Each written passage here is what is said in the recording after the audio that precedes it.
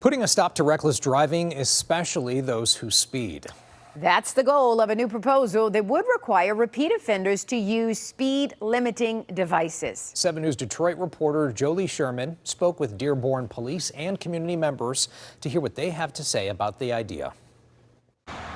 If a Michigan lawmaker gets his way, we could start to see fewer incidents like these. And like these. That's because State Rep Alabas Farhat from Dearborn is trying to pass legislation that would allow courts to require speed limit devices for drivers who have repeat speeding violations.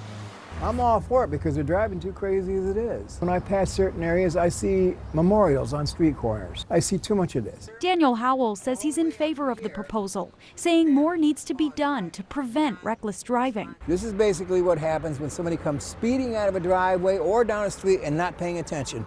This is the result of that.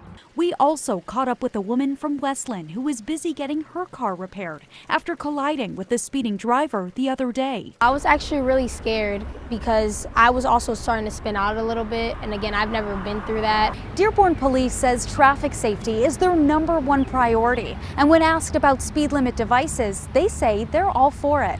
Last year we wrote 25,000 tickets, which is more than ever before in the history of the Dearborn Police Department. Dearborn Police Chief Issa Shaheen says the overwhelming majority of these tickets were speeding violations. So far year to date, we're 21% higher than last year, so we'll probably write even more tickets. Shaheen says a 15-year-old is still recovering in the hospital after they were hit by a driver who was speeding and ran through a red light.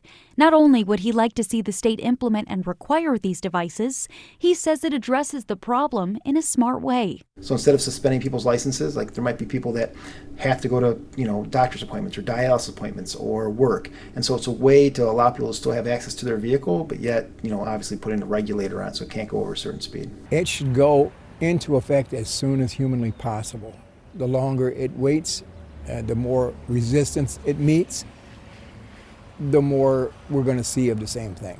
In Dearborn, Jolie Sherman, 7 News, Detroit. Jolie, thank you so much.